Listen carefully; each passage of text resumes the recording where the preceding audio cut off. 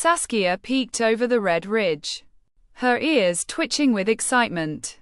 The great jumping circle lay ahead, a dusty ring where kangaroos trained in strength, balance, and spirit. Today was her first chance to watch it in person. Her legs bounced just thinking about it. She hopped down carefully, staying behind a bush. The adults stood tall in the circle, their shadows long in the rising sun. A trainer barked instructions. Young kangaroos, Joeys her age, took turns leaping across rock platforms, weaving between sticks, and landing in perfect silence. Saskia had dreamed of joining the circle since she was tiny. Her grandmother said it wasn't just a place to train, it was where kangaroos found their voice, their courage, their place in the mob.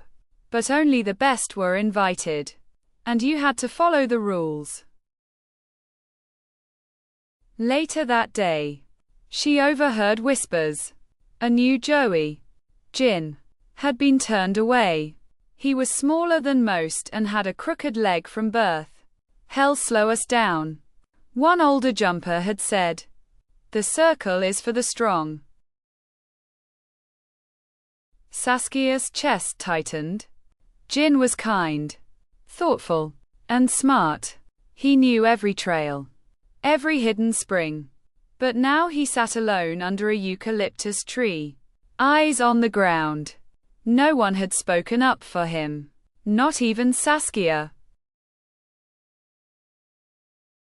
That night, she couldn't sleep. The stars blinked above like eyes watching from afar. Her grandmother's voice echoed in her head, "Strength isn't just in your legs. It's in your heart. And sometimes, in your words." The next morning, the circle gathered again. The trainer spoke. "We will begin with the spiral jump. Focus. Precision. No weakness." Saskia's ears flattened. She looked at Jin in the distance, still alone.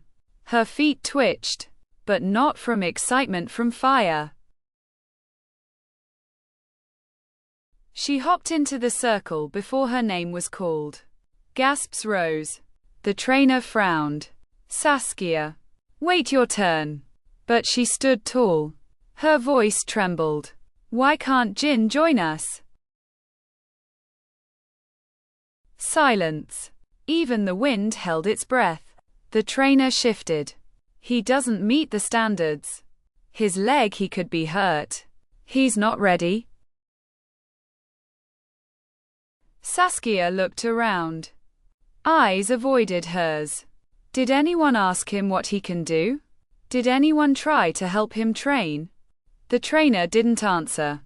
A few Joeys shuffled. One muttered, "She's right." Another nodded. Jin looked up, eyes wide. Saskia turned to face the whole group. "The jumping circle is supposed to teach us courage. But how brave are we if we can't stand beside someone different from us?" The trainer sighed. "Tradition is tradition." Saskia's legs tensed. Then, with a deep breath, she leaped higher than ever. She twisted in the air, landed square in the center of the circle, and raised her voice again. "Tradition can grow, just like us." The elder kangaroo, who rarely spoke, stepped forward. Her fur was silver, her eyes sharp. "Let the Joey try," she said. "Let's see who we really are." So Jin entered the circle. His first jump was clumsy, but he didn't fall. He grinned. The second was better. The third was perfect. Cheers rose like a breeze lifting dust into the sky. From that day forward, the rules of the circle changed. No one was left out for being different. New paths were added to the training, ones that required teamwork, trust, and listening. Saskia became known not just for her jumps, but for her courage to speak. She trained beside Jin every day, and the two became legends in the outback. When young Joey's asked how she found the strength to speak up, she'd smile and say, "I listened to the quietest voice, my own, and believed it mattered." Years later, a stone marker was placed at the circle's edge. It read, "Courage isn't always a leap. Sometimes, it's a word." Every year, a new group of Joeys enters the jumping circle.